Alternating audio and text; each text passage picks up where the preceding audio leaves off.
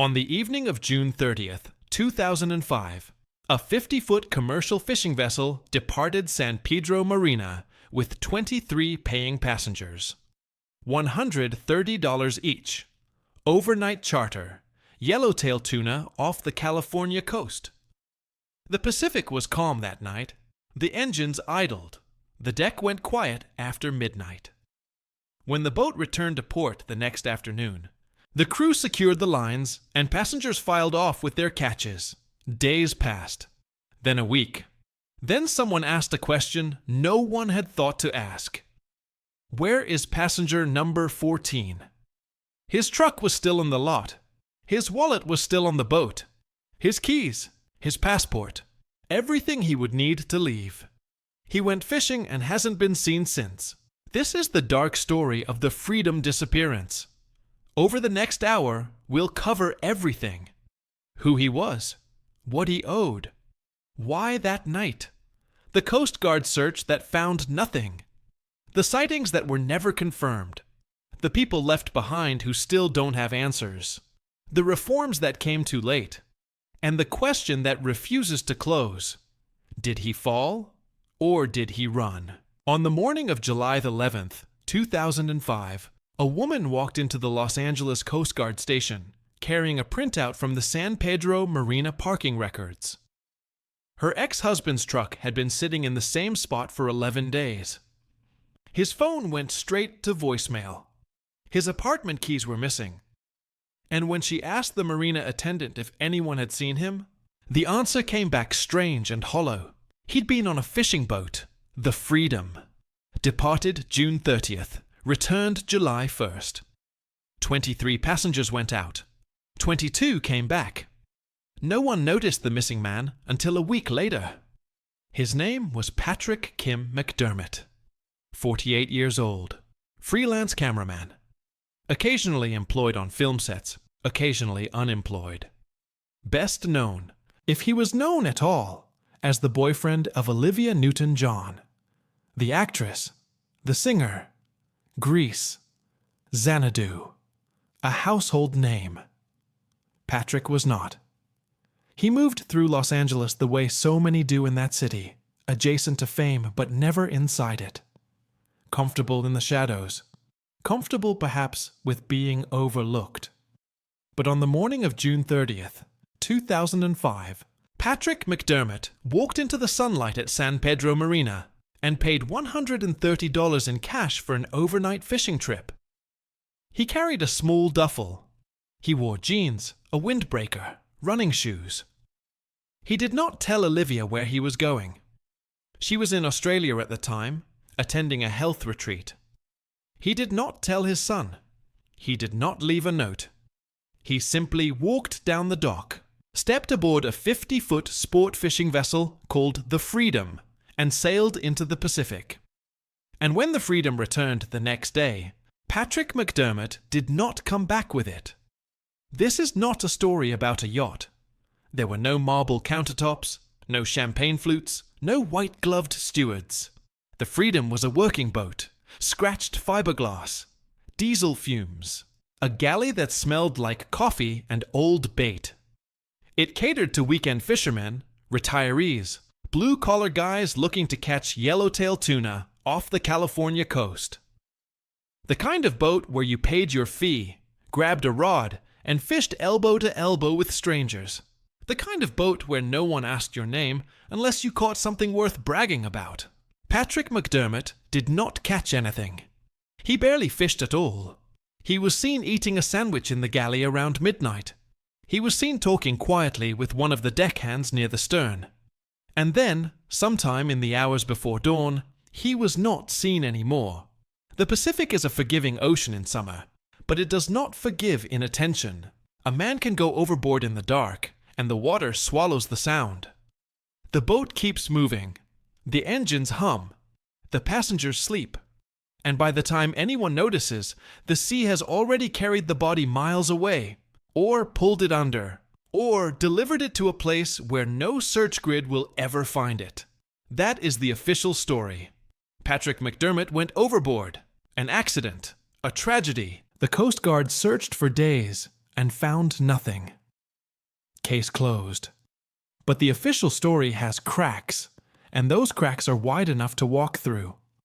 Patrick Kim McDermott was born in Seoul, South Korea, in 1956.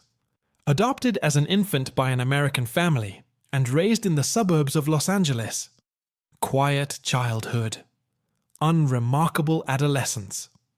He drifted into camera work in his 20s, operating equipment on commercial shoots, music videos, low-budget films. Steady enough work to pay rent, not steady enough to build wealth.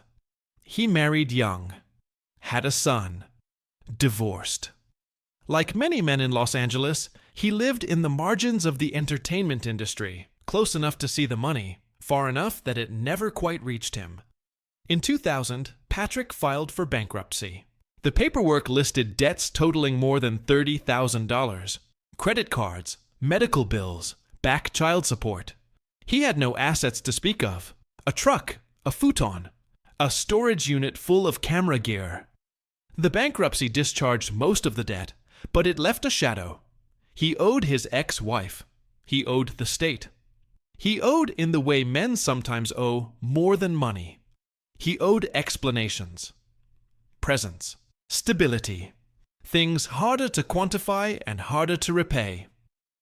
In the years leading up to 2005, Patrick was dating Olivia Newton-John. They met in 1996 at a health retreat. She was recovering from breast cancer. He was between jobs. The relationship was on and off, never quite committed, never quite over. She was worth an estimated $40 million. He was living paycheck to paycheck. The tabloids loved it. The imbalance. The age difference. The public fascination with a woman famous since the 70s dating a man whose name no one could remember. Patrick did not seem to mind. He attended events with her occasionally, smiled politely for cameras. But he kept his life separate. His truck, his apartment, his debts. She paid for dinners. She flew him to Australia once or twice. But he did not move into her Malibu estate. He did not ask for money. He maintained carefully the appearance of independence. Friends described him as gentle, soft-spoken, a little sad. The kind of man who listened more than he talked, who laughed quietly and left parties early, who, when asked how he was doing, would say, "Fine," and change the subject. In the months before the fishing trip, a few people noticed he seemed distracted. Stressed. He made a joke once, at a barbecue, about wanting to disappear, about how easy it would be to just walk away. Start over somewhere warm. Mexico, maybe. Baja. Somewhere the cost of living was low, and no one asked questions. Someone laughed. Patrick smiled, but he did not laugh back. On the morning of June 30th, 2005, Patrick McDermott drove his 1992 Toyota 4Runner to the San Pedro Marina. He parked in Lot C, a gravel stretch near the commercial docks. He locked the truck. He walked to the Freedom's slip. He paid cash, $130 for an overnight fishing trip departing at 6 p.m. and returning the next afternoon. The manifest listed his name, McDermott, Patrick, passenger number 14. He did not list an emergency contact. He did not list a phone number. He simply signed the waiver, accepted a rod and tackle, and stepped aboard. The Freedom was not new. Built in the early 80s, the boat had logged thousands of hours off the California coast.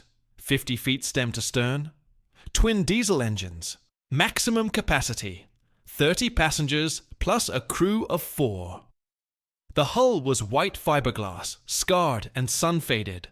The deck was cluttered with rods, bait buckets, coolers. Below deck, there were 12 bunks stacked 3 high, a galley with a microwave and a coffee maker, a single head that smelled like chemicals and seawater. The captain was a man in his 50s who had been running charters for 20 years. The deckhands were younger, tanned, efficient. They knew how to gut fish and how to handle seasick passengers, and how to keep the boat on schedule. They did not know how to account for missing people. That was not part of the job. 23 passengers boarded that evening. Mostly men, a few retirees, a father and son, a group of co-workers from a construction company. Patrick McDermott was alone. He did not talk much during the departure. He stood near the stern, hands in his pockets, watching the harbor lights recede. The Freedom motored south, past the breakwater, past the tankers anchored offshore, out into open water. The sun set orange and slow. The air cooled. The diesel engines settled into a steady drone. By 8 p.m., the boat was 15 miles offshore, drifting in a channel known for yellowtail. The passengers spread out along the rails.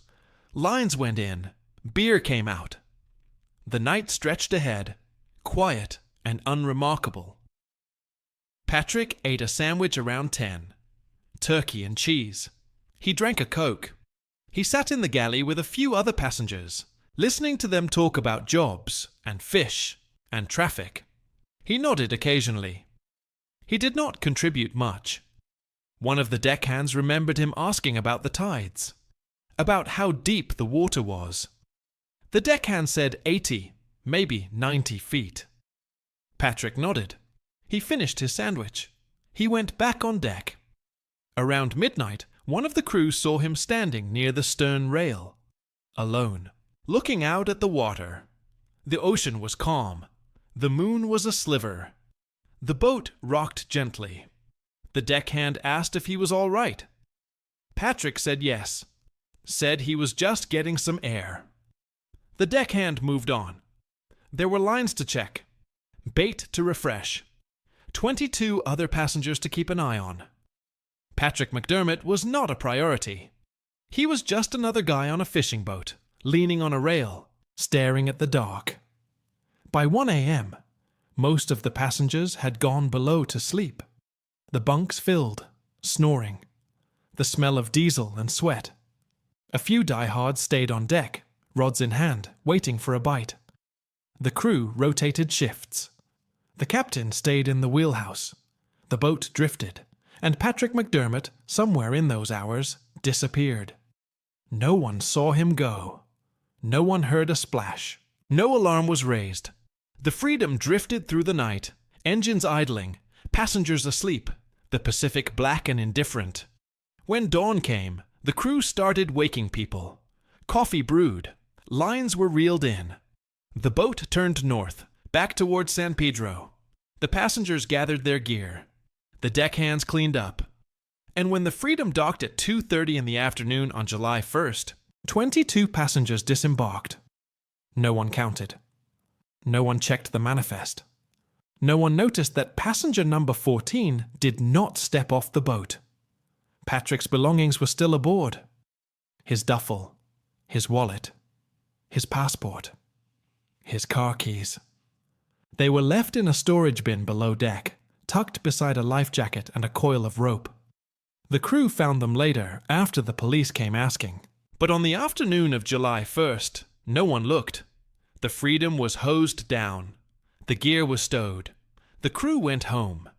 And Patrick McDermott's truck sat in Lot C, gathering dust, waiting for a driver who would never return. For 6 days, no one knew he was missing. His phone went unanswered, but that was not unusual. Patrick was often out of touch, working a shoot, sleeping off a late night, avoiding calls from creditors. His ex-wife assumed he was busy. His son assumed the same. Olivia Newton-John was still in Australia, unreachable by design, her phone off, her schedule blocked. Patrick's apartment was quiet. His mail piled up. His neighbors did not notice. In a city like Los Angeles, absence is easy. People disappear into their routines. Days pass, and if no one is counting, a man can vanish for a week before anyone thinks to ask where he went.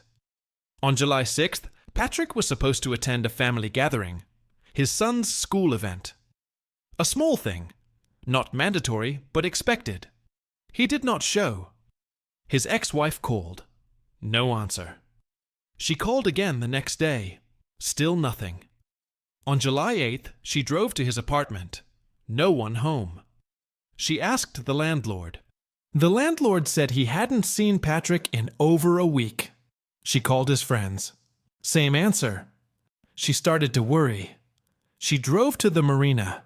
She found the truck. Lot C covered in dust. The windows were up.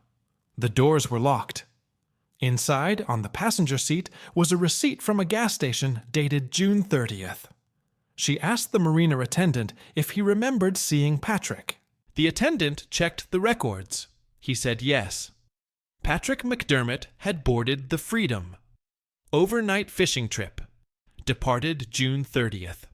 Returned July 1st. She asked if he came back. The attendant said he did not know. He said she would have to ask the boat captain. She called the Freedom's office. She left a message. No one called back. On July 11th, she walked into the Coast Guard station and filed a missing person report.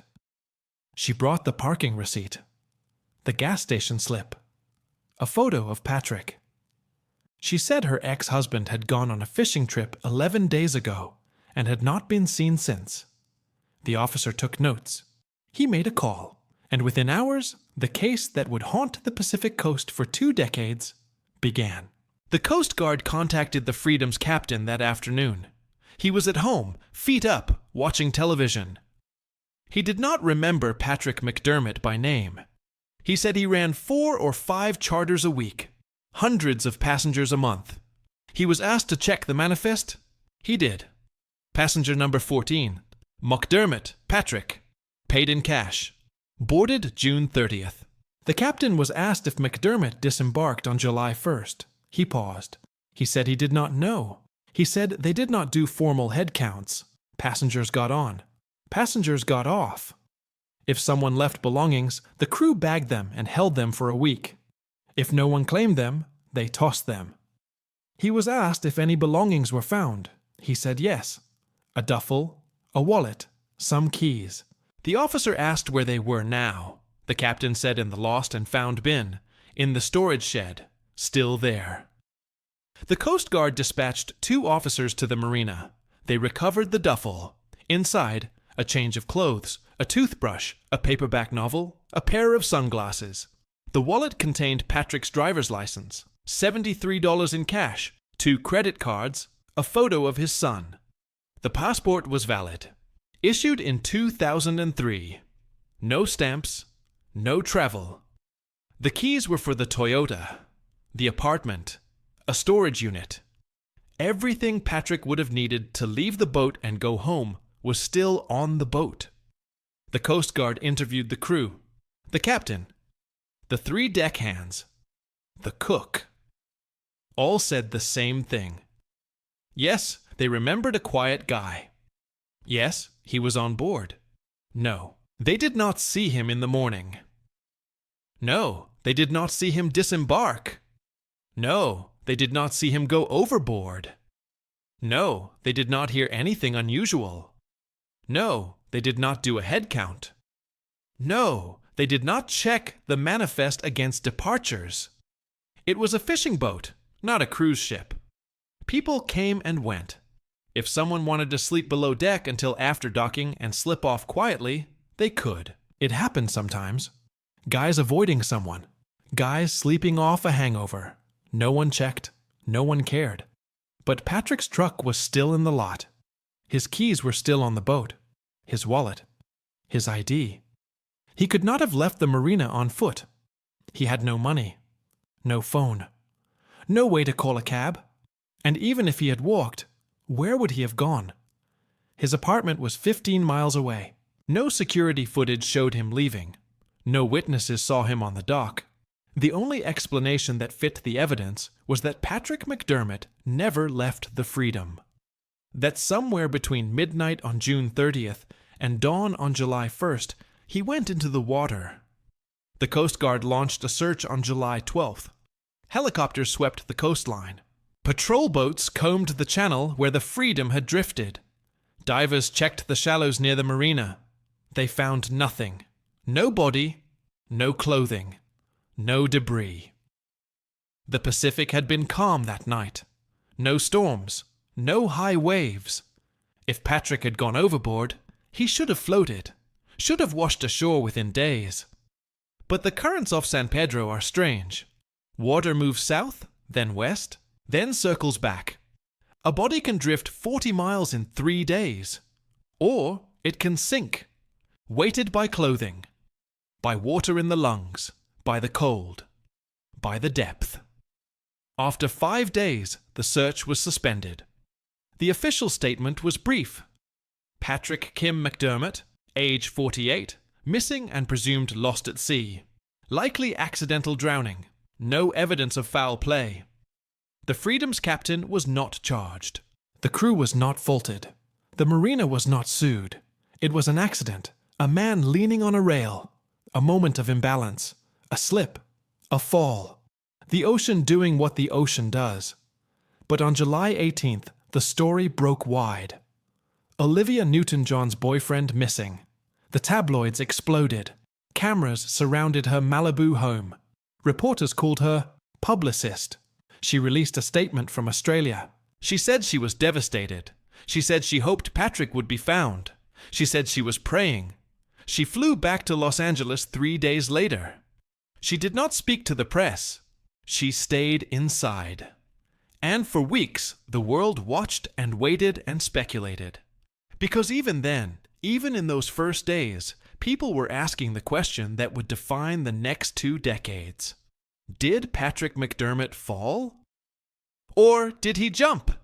And if he jumped, did he drown? Or did he swim? Part 2. The question began quietly. A murmur in the Coast Guard briefing room. A note in the margin of an incident report. Patrick McDermott's financial records were pulled as part of the standard missing person investigation. And what the investigators found was a man underwater in more ways than one. $31,000 in discharged bankruptcy debt from $2,000. $8,000 in unpaid child support. 3 credit cards maxed and delinquent. A truck with a failing transmission. An apartment lease 2 months behind. He earned roughly $22,000 the previous year. Olivia Newton-John earned more than that in a single concert. The imbalance was not lost on anyone. One of the investigators, a Coast Guard analyst named Michael Chen, later told a reporter that the file felt wrong. Not criminal, just incomplete. He said Patrick's life looked like a man preparing to disappear. No significant assets. No property. No savings. No ties that couldn't be severed with a phone call. Chen said he pulled the passenger manifest from the Freedom and noticed something else. Patrick paid cash, $130. Most passengers paid by card. Cards leave a trail. Cash does not. Chen said he asked the crew if Patrick seemed nervous, if he asked strange questions, if he lingered near the stern longer than seemed normal. The crew said no, but they also said they weren't watching him. They were watching the lines, the rods, the paying customers who actually wanted to fish. Patrick was background, wallpaper, until he wasn't. The Coast Guard's official report, filed in 2008 after a 3-year review, concluded that Patrick Kim McDermott most likely went overboard accidentally, sometime between midnight and 4 a.m., on the night of June 30th to July 1st, 2005. The report noted the absence of safety rails at the stern, the low lighting on deck, the possibility of alcohol consumption, though no one remembered seeing Patrick drink. The report noted that the Pacific Ocean at that location was approximately 80 to 90 feet deep, with currents averaging 1.2 knots southwest. A body entering the water in that area, particularly at night, would have drifted an estimated 12 to 18 miles offshore within 72 hours. Search grids were calculated accordingly. None yielded results. The water temperature in early July was 63 degrees Fahrenheit.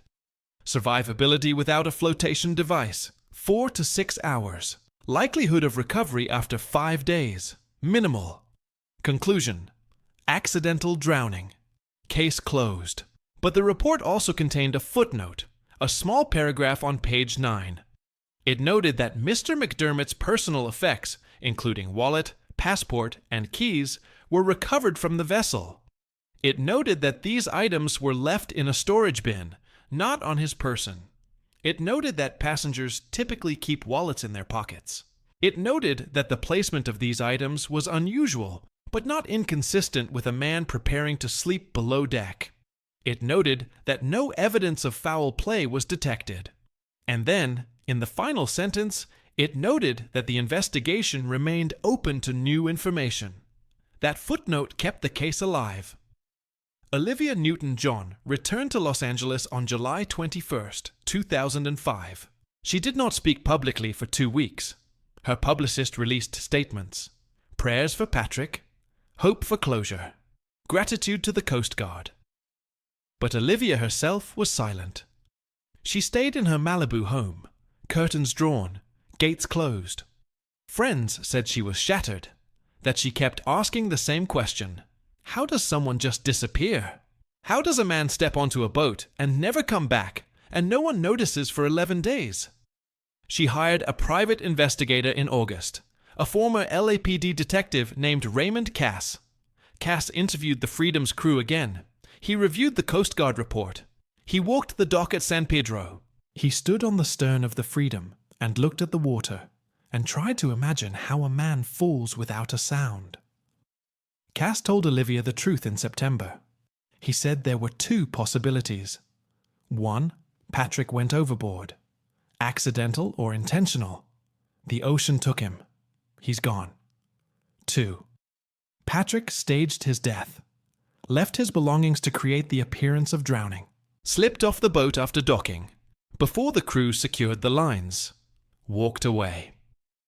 Cass said both scenarios had problems. If Patrick drowned, where's the body?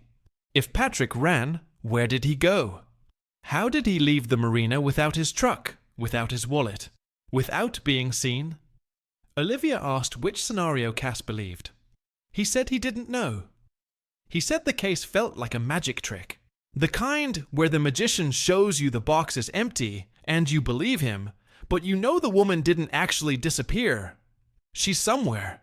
You just can't see where. Olivia held on to hope through the fall. She called hospitals, shelters, morgues. She checked John Doe reports across California. She waited for a phone call, a letter, anything. In November, she gave an interview to a women's magazine. She said the not knowing was the hardest part. She said she would rather have bad news than no news. She said she kept expecting Patrick to walk through the door with some ridiculous explanation. Traffic, amnesia, a misunderstanding. She said she knew that was irrational, but she couldn't stop hoping. The interviewer asked if she thought Patrick was still alive. Olivia paused. She said, "I don't know what to think anymore." By 2006, the story had slipped from the front pages. Olivia stopped giving interviews. The Coast Guard search was long over. The case was filed under Unsolved Maritime Disappearances, a category that includes roughly 20 to 30 incidents per year off the California coast alone. Most are accidents. Fishermen swept overboard, kayakers caught in riptides, divers who don't resurface. A few are suicides. Fewer still are suspected homicides. And then there are the cases like Patrick McDermott. The ones that don't fit cleanly into any column. The ones that leave a question mark in the database and a photograph taped to a corkboard in someone's garage, next to maps and timelines and theories scribbled in the margins. In April of 2006, a man named Richard Gooding called a tip line in Los Angeles. Gooding was a retired insurance investigator living in San Diego. He said he had been following the McDermott case in the news. He said something bothered him. He pulled some public records. Patrick had a life insurance policy, taken out in 2003. Beneficiary, his son. Payout, $100,000. The policy had a standard 2-year suicide exclusion, meaning if Patrick killed himself before 2005, the policy wouldn't pay. But if he died after that date, by accident or otherwise, the son would get the money. Gooding said the timing was interesting. The policy became eligible for full payout in March of 2005. 3 months before Patrick disappeared, the insurance company, a mid-sized firm based in Arizona, reviewed the claim in late 2006. They interviewed the ex-wife, the son. They reviewed the Coast Guard report. They hired their own investigator. And in December of 2006, they denied the claim. The reason? Insufficient evidence of death. No body. No conclusive proof that Patrick McDermott drowned. The company said that until remains were recovered, or 7 years had passed, the legal threshold for declaring someone dead in absentia, the policy would remain unpaid. The ex-wife appealed. The appeal was denied. The case went quiet again. But Richard Gooding didn't stop digging. He started looking at other angles. He pulled Patrick's credit reports. Nothing after June 2005. No charges. No inquiries. He checked border crossing records. No passport activity. He checked Social Security. No earnings reported. On paper, Patrick McDermott had vanished as completely as a person can vanish in the 21st century. But Gooding found something else. In August of 2005, 2 months after the disappearance, a bank account in Patrick's name showed a withdrawal. $400. ATM, location, Ensenada, Mexico. Gooding contacted the Coast Guard. They forwarded the information to the FBI. The FBI checked the ATM footage. The footage had been recorded over. Standard 30-day loop. By the time anyone thought to look, the evidence was gone. The bank confirmed the transaction, but could not confirm who made it. The card could have been stolen. Could have been used by someone who found Patrick's wallet. Could have been used by Patrick. The FBI filed a report, noted the anomaly, and did nothing else. Gooding went public with the information in 2007. He gave an interview to a Los Angeles television station. He said, "Patrick McDermott is alive. I'd bet my pension on it." The story reignited. Tabloids ran headlines. Olivia's lost love, living in Mexico. Reporters flew to Ensenada. They walked the tourist strips, showed Patrick's photo to bartenders and hotel clerks and boat captains. A few people said maybe. One man said he saw someone who looked like Patrick at a marina in 2006. Older. Thinner. Beard.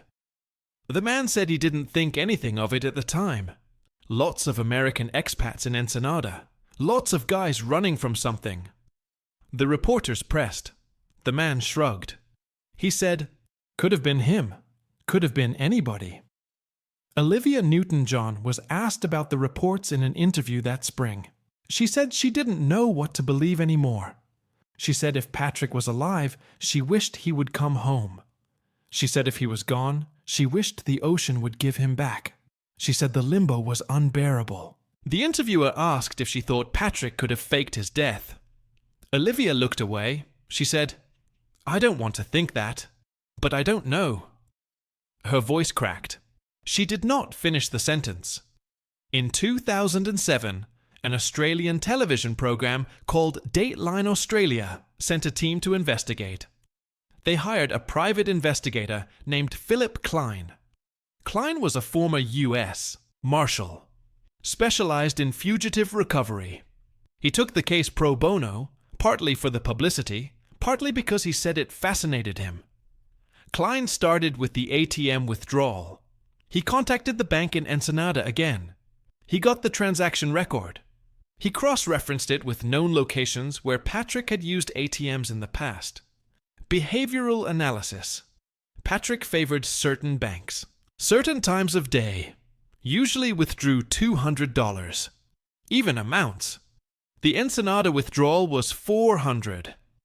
Odd amount. Klein said that suggested someone else. Someone who didn't know Patrick's habits. Or someone trying to obscure the pattern. Klein flew to Mexico in August of 2007. He spent 3 weeks in Ensenada, Rosarito, and Sayulita. He showed Patrick's photo in marinas, dive shops, RV parks. He got 4 possible sightings. One in Rosarito in late 2005.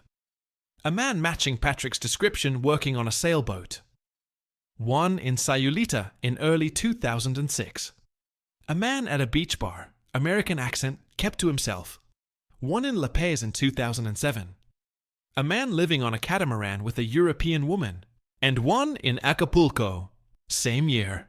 A man who paid cash for everything and never gave his name. Klein investigated each lead. The Rosarito sighting. The man was tracked down. Not Patrick? Wrong age. The Sayulita sighting. The bar owner didn't remember. The La Paz sighting. The catamaran had left port months earlier. Destination unknown. The Acapulco sighting, unverifiable. No photos, no records. Just someone's memory of a guy who looked sort of like someone. Klein held a press conference in October 2007. He said he believed Patrick McDermott was alive and living in Mexico. He said the evidence was circumstantial but compelling. He said a man with Patrick's profile, his financial desperation, his lack of strong ties, could absolutely disappear into the expat communities along the Baja coast. He said tens of thousands of Americans live off the grid in Mexico. No paperwork, no taxes, no trail. He said if Patrick had a few $1,000s in cash, a fake ID, and a willingness to live quietly, he could stay hidden indefinitely. Klein said he was convinced. He just couldn't prove it.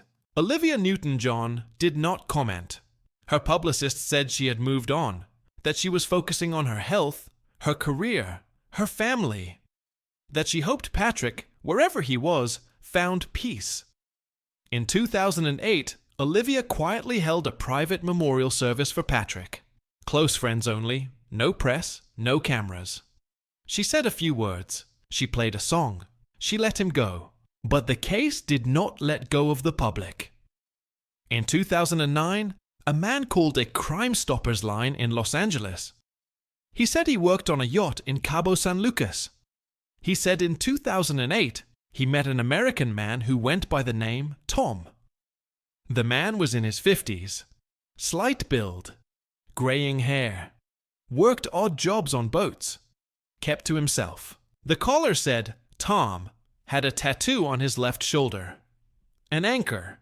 He said he saw a news program about Patrick McDermott and remembered the tattoo. He said Patrick had the same tattoo. He said he tried to talk to Tom about it. Tom left town the next day. The caller gave a description, a location, a time frame. The LAPD forwarded the tip to the Coast Guard. The Coast Guard forwarded it to the FBI.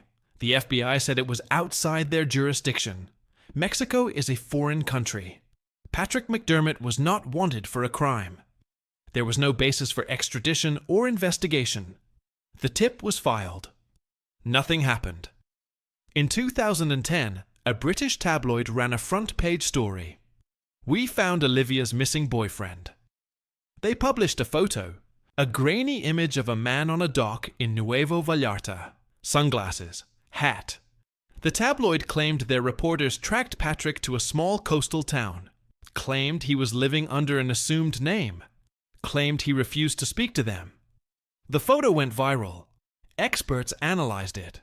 Facial recognition software gave it a 62% match to Patrick McDermott. Not conclusive, but not impossible. The tabloid stood by the story. Other outlets were skeptical. The photo could have been anyone. A tourist, a local, a man who happened to look vaguely like someone who disappeared 5 years earlier. Olivia's team did not respond. The story faded within a week.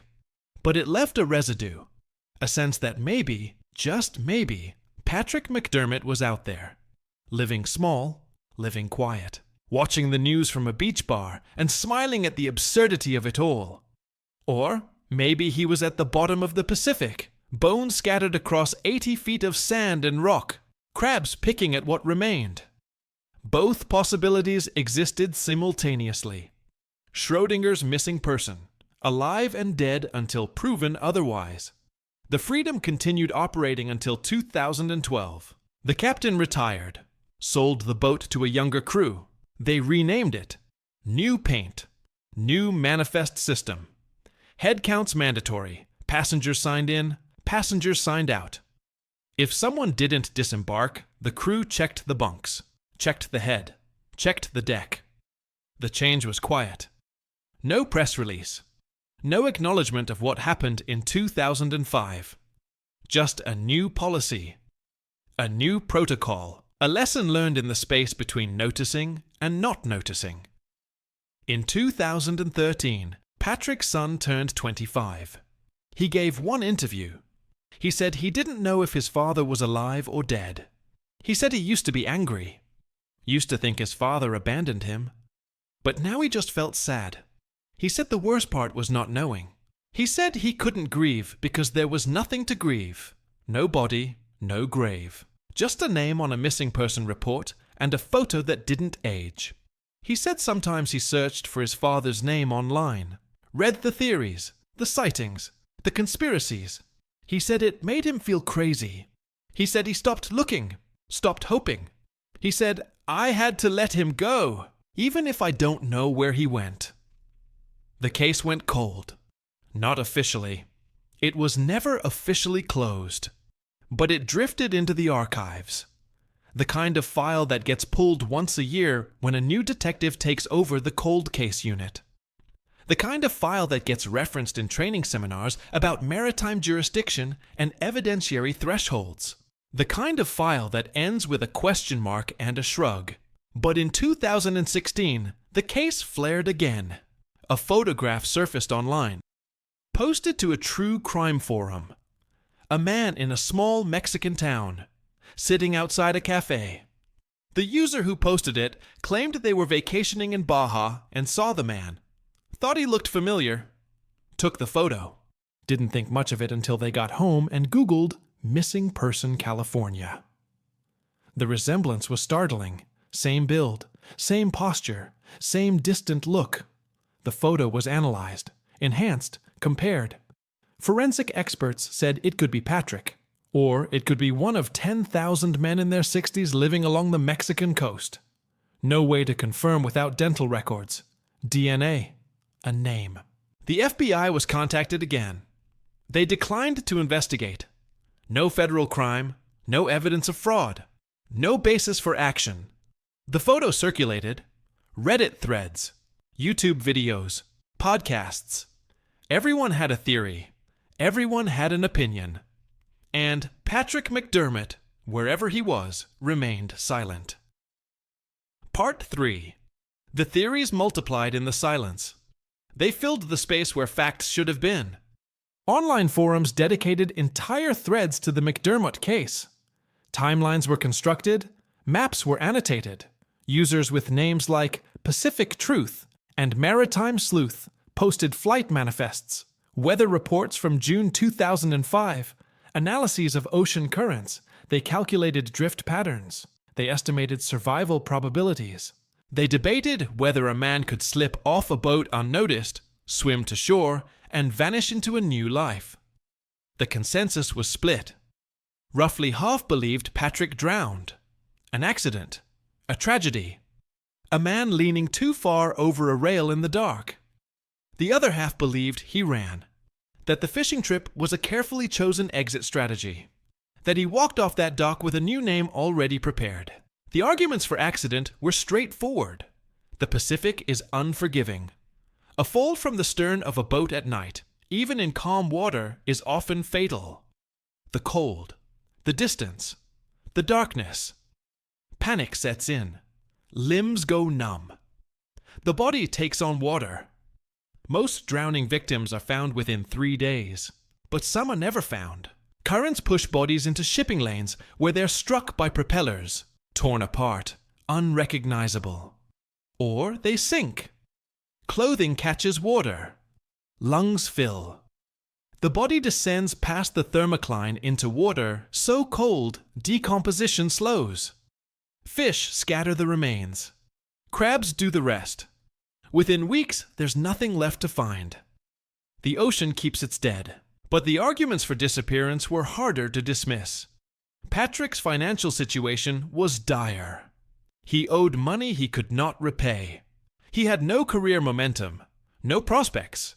He was nearly 50, underemployed, living in the shadow of a famous girlfriend who, despite affection, could not fix the fundamental imbalance of their lives. Friends recalled his jokes about vanishing, about Mexico, about starting over. One acquaintance told a reporter in 2009 that Patrick once said, "You know how easy it would be. Just walk away. No phone, no credit cards, just gone." The acquaintance laughed it off at the time. Later, they weren't so sure. The life insurance policy complicated everything. $100,000, payable to his son. If Patrick died accidentally after March 2005, the money would transfer. If he disappeared, the claim could be denied. If he staged his death, the policy was void, and he could face fraud charges. But only if he was caught. And if Patrick was careful, if he stayed off the grid, if he never used his real name again, catching him would be nearly impossible. Mexico does not extradite for insurance fraud. The border is porous. The expat communities ask few questions.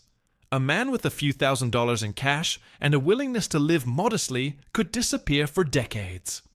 Private investigator Philip Klein remained convinced. He gave interviews periodically through 2010. He said the evidence pointed to a staged disappearance. He cited the ATM withdrawal in Ensenada, the sightings in Baja, the way Patrick left his belongings on the boat, almost theatrically. Wallet, passport, keys. Klein said it was too neat, too convenient. He said if a man falls overboard, his wallet stays in his pocket. His keys stay in his jacket. They don't get placed in a storage bin. Klein said Patrick wanted people to think he drowned. Wanted the boat to return, without him and his possessions to be found, and the conclusion to be obvious: lost at sea. Klein said it was smart. Almost worked. Would have worked if not for the ATM transaction, if not for the sightings, if not for the questions that wouldn't go away. But Klein's critics pointed out the flaws. The ATM card could have been stolen, skimmed before Patrick even got on the boat, used by someone who had nothing to do with the case. The sightings were unreliable. Witnesses remembering a face from 2 years prior. Confirmation bias. People see what they expect to see. A man in his 50s with graying hair in a Mexican beach town is not rare. It's practically a demographic. And the storage bin. Maybe Patrick put his things there to keep them dry while he fished. Maybe he planned to retrieve them in the morning. Maybe he fell before he got the chance. Klein said no. Said the scenario didn't fit. But he couldn't prove it. And without proof, the case remained suspended between possibilities. The tabloids fed on the ambiguity. Every few years, a new headline. Patrick McDermott, alive and hiding? Olivia's lost love spotted again. In 2012, a British paper claimed Patrick was living on a yacht with a German woman named Yvonne. The story included quotes from unnamed sources, descriptions of a boat, a location. The reporter never provided evidence. The story evaporated. In 2014, a different outlet claimed Patrick was working construction in Guadalajara. Again, no proof, just rumors, hearsay. The blurry photograph of someone who might be him, or might be anyone. Olivia Newton-John stopped responding. She had said everything she could say. By 2015, she was focused on other things. Her cancer had returned. She was undergoing treatment, advocacy work, fundraising for research. She gave interviews about health, resilience, survival. She did not talk about Patrick. When asked, she politely declined. Her publicist issued standard responses. Ms. Newton-John has moved on and wishes Patrick peace, wherever he may be. It was kind. It was final. It was also exhausted. But the internet does not exhaust. The theories evolved. Some users on conspiracy forums began suggesting darker possibilities. That Patrick was murdered. That someone on the Freedom had a grudge, a motive, a reason. That his financial troubles made him vulnerable. That maybe he owed the wrong people. That maybe the fishing trip was not an escape plan but a trap. These theories never gained traction. There was no evidence of foul play, no motive, no suspects. The crew had no connection to Patrick. The passengers were strangers. The idea that someone orchestrated a murder on a crowded fishing boat and no one noticed strained credibility. Still, the theories persisted. Because in the absence of answers, every explanation seems possible. The most persistent theory, the one that circulated through podcasts and YouTube documentaries and late-night Reddit threads, was this. Patrick McDermott planned his disappearance carefully. He chose the Freedom because it was a commercial operation with lax oversight. He paid cash to avoid a paper trail. He waited until after midnight when most passengers were asleep. He placed his belongings in the storage bin to create the illusion of drowning. Then he slipped overboard on purpose, not to drown, but to swim. The Freedom was drifting 15 miles offshore. The water was cold but survivable. Patrick was not a strong swimmer, but he didn't need to be. He only needed to stay afloat until the boat moved on. Then he swam toward shore, or toward a pre-arranged pickup. A small boat, a kayak, something waiting in the dark.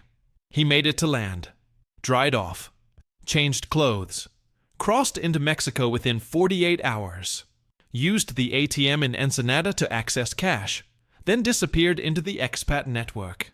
New name, new life, gone. The theory had problems. Swimming 15 miles in open ocean at night is not survivable for most people. The cold alone would incapacitate within an hour. The currents would push a swimmer farther out, not toward shore. The likelihood of a pickup boat waiting unnoticed near a fishing vessel is slim, and the idea that Patrick could coordinate all of this without leaving a single verifiable trace, without a phone call, without an email, without a witness, strains belief. But the theory persisted because it was satisfying. It gave Patrick agency. It made him the author of his own ending. And in a story filled with helplessness and ambiguity, that felt important. In 2017, a podcaster named Laura Bennington produced a 6-part series on the case. Gone Fishing, The Patrick McDermott Mystery. She interviewed the Freedom's former crew, Patrick's ex-wife, his son, Philip Klein. She accessed Coast Guard records. She hired a maritime safety expert to analyze the boat's design. The expert noted that the Freedom's stern rail was 36 inches high. Low by modern standards, but not illegal at the time. He said a man leaning over to vomit, to look at something in the water, to lose his balance, could easily tip forward. Once in the water, the boat's engines would have been idling. Not enough noise to wake anyone. The expert said it was entirely plausible that Patrick went overboard and no one heard. Entirely plausible that he drowned within minutes. Entirely plausible that his body was never found. Bennington also interviewed a forensic accountant. The accountant reviewed Patrick's finances in the months before he disappeared. No large withdrawals. No liquidation of assets. No suspicious transfers. If Patrick was planning to disappear, he did so without stockpiling money. The accountant said that was unusual. Most people who stage a disappearance save cash, open offshore accounts, move money quietly over time. Patrick did none of that. His bank account in June 2005 held $312. His credit cards were maxed. He had no hidden wealth. The accountant said, if this man ran, he ran broke. Bennington's conclusion was cautious.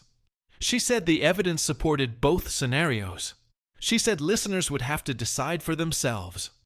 The podcast was downloaded over 2 million times. The comment section filled with arguments. Team accident versus team disappearance. No consensus. No resolution. Just noise. In 2018, The case appeared in a Netflix documentary series called Vanished at Sea. 43 minutes. Archival footage of the Freedom. Interviews with investigators. Reenactments of the fishing trip. The episode presented the mystery without solving it. It ended with a title card. Patrick McDermott remains missing. If you have information, please contact the Los Angeles Coast Guard. The episode was watched by an estimated 4 million people worldwide. It generated tips. The Coast Guard received 37 calls in the week following the release. 36 were dead ends. People who thought they saw Patrick. People who had theories. People who wanted attention. One tip seemed credible. A woman in Belize said a man matching Patrick's description worked at a marina in San Pedro town in 2016. She said he called himself Paul. She said he was quiet, American, kept to himself. She said he left suddenly in 2017. No forwarding address, no explanation. The Coast Guard forwarded the tip to Belizean authorities. They investigated. Found no record of a Paul matching the description. No employment records, no visa, nothing. The tip faded. The case became a symbol, not just of one man's disappearance, but of the ease with which people can vanish in the modern world. Despite surveillance, despite databases, despite the digital trails we leave with every transaction and every click. Patrick McDermott went fishing and never came back. And 20 years later, no one knows why. He exists in a liminal state. Not dead, not alive, just missing. And in that state, he becomes whatever people need him to be. A cautionary tale, a mystery, a ghost.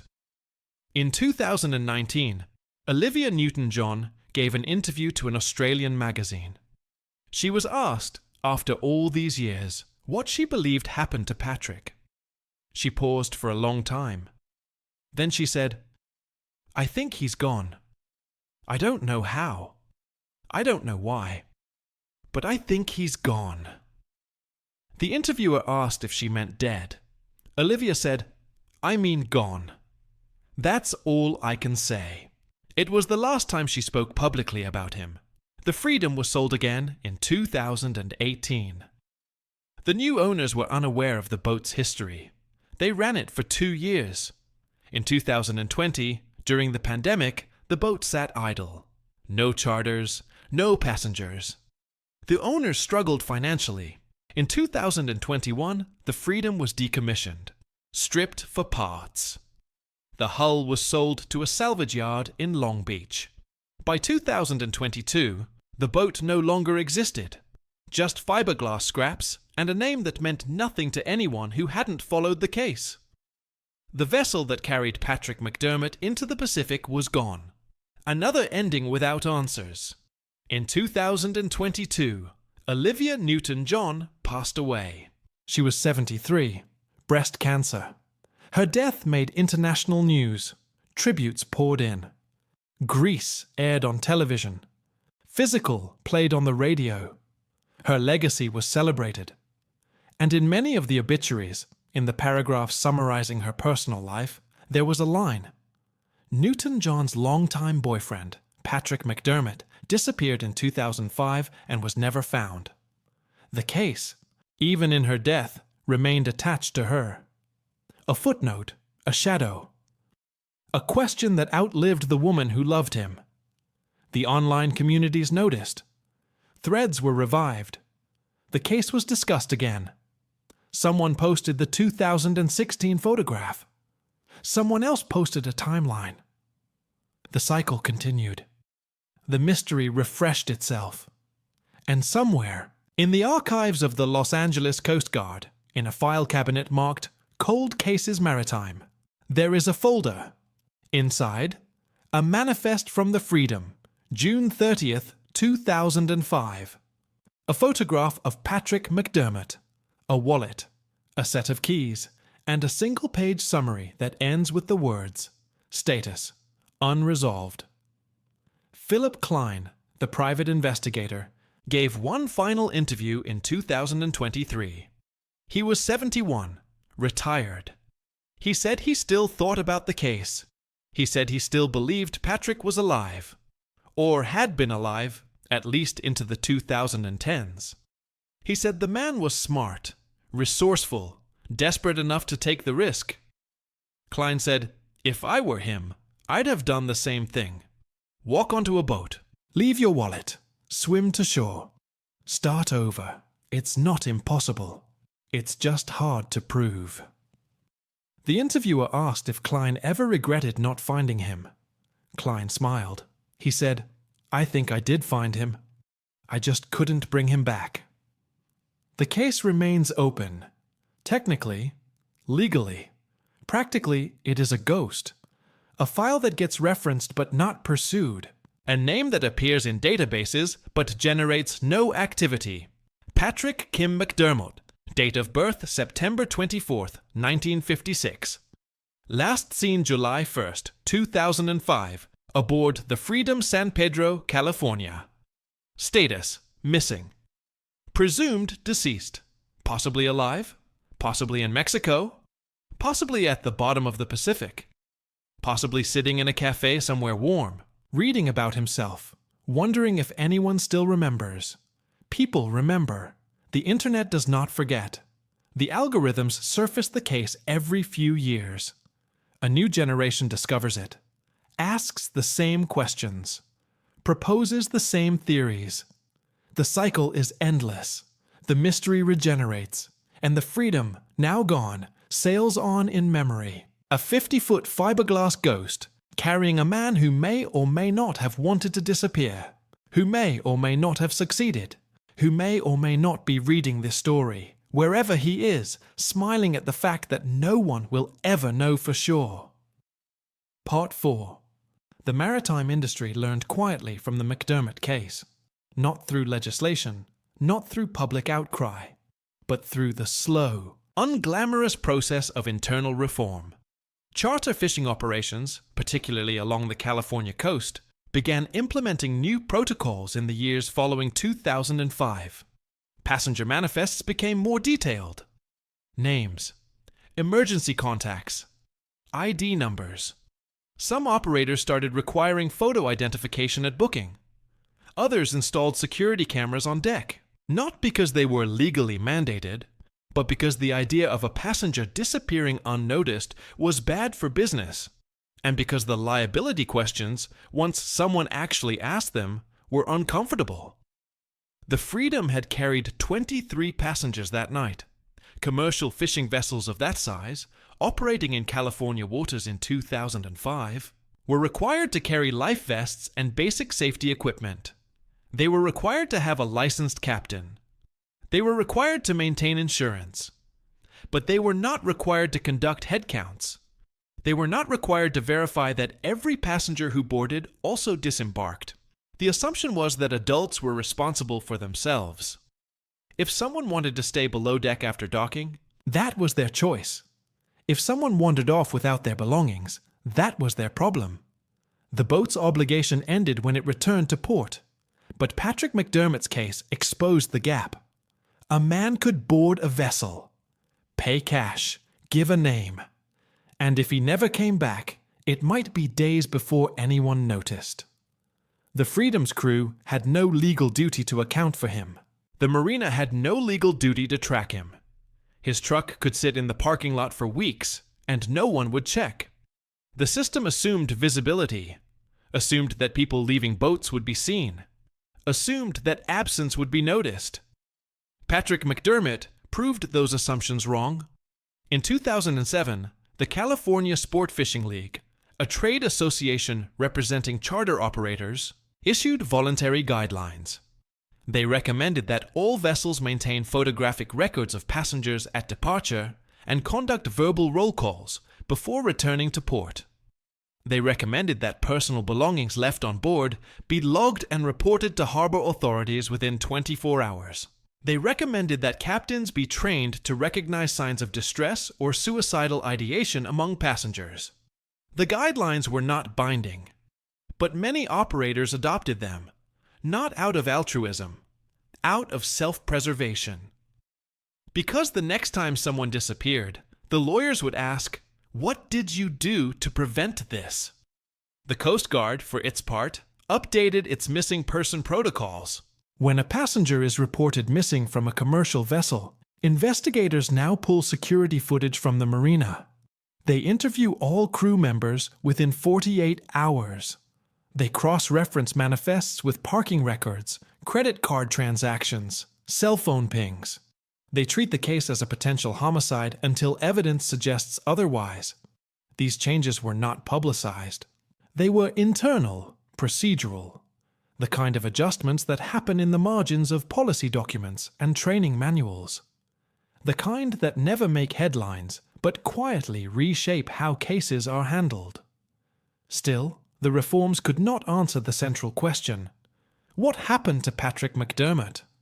The policies could prevent future disappearances from going unnoticed, but they could not solve the one that already occurred. And as the years passed, as the case faded from public consciousness, the people who knew Patrick were left with their own private reckonings.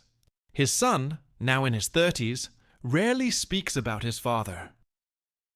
In a brief statement given to a journalist in 2021, he said he had stopped searching for answers. He said the uncertainty used to consume him. He said he would lie awake imagining scenarios.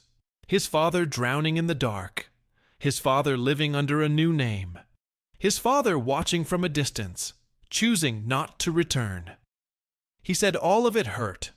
He said eventually he had to choose a story and live with it. He chose to believe his father drowned, that it was an accident, that Patrick did not choose to leave. The son said, "I don't know if that's true, but it's the only version I can live with." Patrick's ex-wife, interviewed in 2019, said something similar.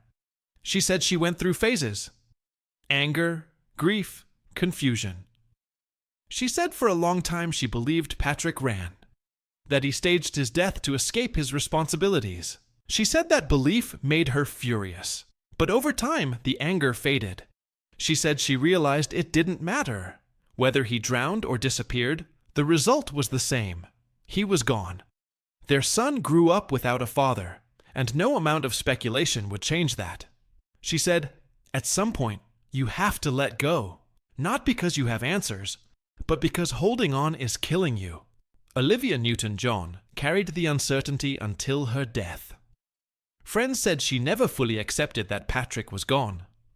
She held memorial services. She said goodbye publicly. But privately, she wondered. Every few years, when a new sighting was reported, she would ask her team to investigate. Quietly, without press. She wanted to know, and she wanted not to know. The duality was unbearable. In her final years, battling cancer, she spoke about acceptance, about letting go of things beyond her control. She never mentioned Patrick by name, but those close to her understood. The disappearance had marked her, left a scar that never fully healed. The case also left scars on the people who investigated it. Michael Chen, the Coast Guard analyst who first flagged the financial irregularities, retired in 2015. In an interview 2 years later, he said the McDermott case was the one that stayed with him. He said he worked hundreds of missing person cases during his career. Most had clear outcomes, bodies recovered, evidence conclusive. But McDermott was different. Chen said, "I still don't know what happened. I've read the file 100 times. I've walked through every scenario, and I still can't say for sure. That bothers me. It's like a puzzle with a missing piece. You can see the picture, you just can't complete it." Philip Klein, the private investigator, died in 2024. He was 72. Heart attack. In his home office, investigators found files on the McDermott case, maps of Mexico, photocopies of the 2016 photograph, handwritten notes speculating on possible identities, possible locations. Klein had never stopped looking. Even after he publicly declared the case closed, even after he stopped giving interviews, he kept searching. His family donated the files to a true crime archive in Los Angeles. They remain there, unseen by most, a monument to obsession, to the cases that don't let go. The cultural legacy of the McDermott case is harder to quantify. It did not change laws. It did not spark movements, but it lodged itself in the public imagination. The case became shorthand for a particular kind of modern mystery, the kind where someone walks into the world and simply ceases to exist. No drama, no spectacle, just absence. The case appeared in listicles. Top 10 Unsolved Disappearances. Mysteries that still haunt us. It was referenced in novels. A character in a 2018 thriller fakes his death by falling off a fishing boat. The author cited McDermott as inspiration. The case was discussed on podcasts, debated in forums, analyzed in YouTube videos with titles like "Did he drown or did he run?" The answer, 20 years later, is still unknown. The Coast Guard has not reopened the case. The FBI has not launched a new investigation. Patrick's name does not appear on watch lists or border alerts. Legally, he is deceased. Declared dead in absentia in 2012, 7 years after his disappearance, the standard threshold in California. His son received the life insurance payout that year. $100,000. The insurance company fought it, argued insufficient evidence, but the court ruled in the son's favor. 7 years. No contact, no activity, no credible evidence of life. The legal presumption of death applied. Patrick Kim McDermott was officially gone. But official and actual are not the same. In 2023, a user on a true crime subreddit claimed to have seen Patrick in Guatemala. The post included a photograph. A man in his late 60s, white hair, thin, sitting outside a clinic in Antigua. The resemblance was there, the cheekbones, the eyes, but the photograph was distant, blurry, taken through a car window. Forensic analysts who examined it said the image quality was too poor for reliable comparison. Could be Patrick, could be anyone. The post generated hundreds of comments, theories, arguments, requests for more information. The original poster never responded. The photograph disappeared from the internet a week later. Deleted, no explanation. Just another lead that went nowhere. Another ghost in the machine. The question that haunts the case is not what happened. It is why we care. Patrick McDermott was not famous. He was not wealthy. He did not hold power. He was a middle-aged cameraman with debt and a failing relationship and a quiet life that touched very few people. If he had died in a car accident, his obituary would have been 3 lines. But because he disappeared, because the circumstances were strange and the answers incomplete, he became something more. He became a story. And stories demand endings. We want to know if he drowned because drowning is a tragedy we understand. The ocean is vast and indifferent, and it takes people. That is a truth we can accept. But we also want to know if he ran because running is a choice we understand. The desire to escape, to shed a life that no longer fits, to walk away from debts and obligations and start over.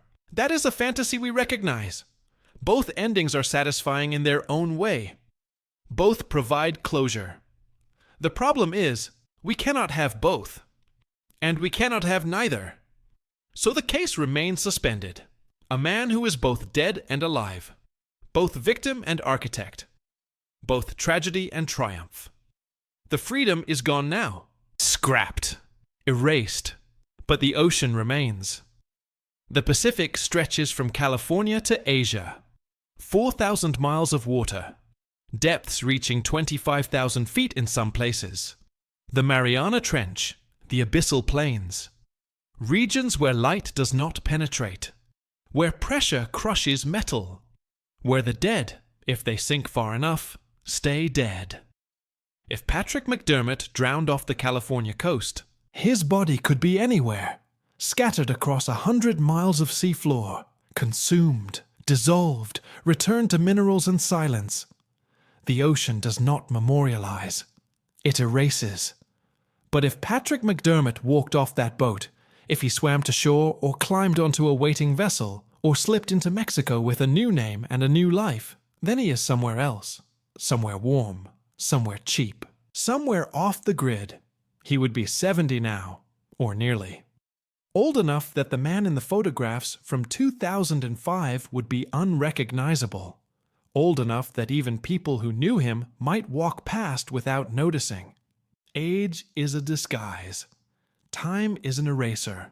And if Patrick wanted to stay hidden, age would do most of the work for him. There are approximately 1.5 million Americans living in Mexico. Many are retirees.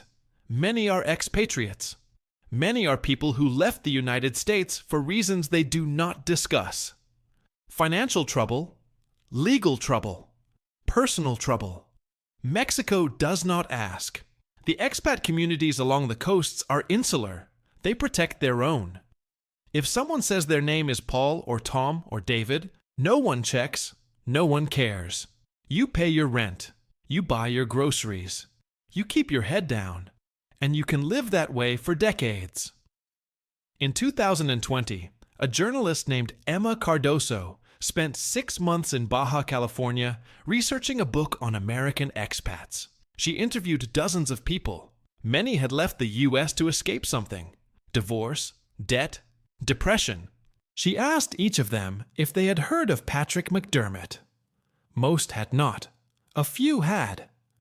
One man, in his 70s, living in a small town near Laredo, smiled when she asked. He said, "Everyone down here is Patrick McDermott." She asked what he meant. He said, "We all walked away from something. We all left a life behind. Whether we drowned or disappeared, it's the same thing. We're gone." Cardoso's book, published in 2022, did not solve the case, but it offered context. She wrote about the ease of disappearing, the networks that exist to help people start over, the lawyers who specialize in name changes, the fixers who provide documents, the cash economies where no one tracks anything. She wrote about the psychology of vanishing, the relief, the guilt, the loneliness. She wrote that most people who disappear eventually regret it, that the fantasy of starting over is easier than the reality, that cutting ties with everyone you know, everyone who loves you, is a trauma that never heals. But some people do it anyway, and some of them succeed. She ended the book with a chapter on Patrick McDermott. She laid out the evidence, the theories, the sightings. She interviewed Philip Klein before he died. She spoke with Patrick's son. She reviewed the Coast Guard reports, and in the final paragraph, she wrote, "We will never know what happened to Patrick McDermott. But perhaps the not knowing is the point. Perhaps the mystery is what keeps him alive. In our minds, in our arguments, in our need for stories that refuse to end. Patrick McDermott is Schrödinger's missing person. And as long as we keep asking where he went, he never truly disappears. The case will not be solved. Not unless Patrick walks into a police station and identifies himself. Not unless remains are found and matched to DNA. Not unless someone who knows the truth decides to speak. And none of those things seem likely. If Patrick drowned, the ocean has kept him. If Patrick ran, he has stayed hidden for 20 years. Either way, the outcome is the same. Silence. Absence. A name in a database and a photograph that does not age. In 2025, on the 20th anniversary of the disappearance, a small group gathered at San Pedro Marina. Patrick's son, a few former investigators, a journalist. They stood at the dock where the Freedom used to berth. The slip is empty now, used by different boats, different crews. No plaque, no memorial. Just water and wood, and the smell of diesel. Someone said a few words. Someone else placed flowers on the pier. They floated for a moment, then drifted out with the tide. No one said they believed Patrick was dead. No one said they believed he was alive. They simply stood together in the not knowing. And then they left. The ocean does not remember. It moves forward. Tides rise and fall. Boats come and go. The dock where Patrick McDermott last stood has been repaired a dozen times. The wood is new. The cleats are new. The Freedom is gone. The crew is scattered. The passengers have forgotten. But the case endures. Not because it matters, in the grand scheme of things, but because it is unfinished. And we are creatures who crave completion. So the story continues, in forums, in podcasts, in late-night conversations among people who love mysteries. Patrick McDermott went fishing on June 30th, 2005. He boarded a boat called the Freedom. He sailed 15 miles into the Pacific, and he never came back. Whether he rests at the bottom of the ocean or walks the streets of a coastal town under a different name, we do not know. We may never know. And perhaps that is the only ending this story was ever going to have. The Freedom is gone. Patrick is gone. Olivia is gone. But the question remains. It floats in the space between water and sky, between fact and speculation, between the life Patrick had and the life he might have wanted. It asks, what happened? And the ocean, indifferent and eternal, does not answer. It simply rolls on, wave after wave, erasing footprints, swallowing voices, keeping its secrets. And somewhere in that vastness, in the deep or on the shore, Patrick McDermott either rests or lives. We cannot know which. We can only choose what to believe. And belief, in the end, is all we have. The case is closed. The case is open. The man is dead. The man is alive. He went fishing and never came back. And 20 years later, we are still waiting at the dock, still searching the horizon, still asking the ocean to give him back. But the ocean does not answer. It never does.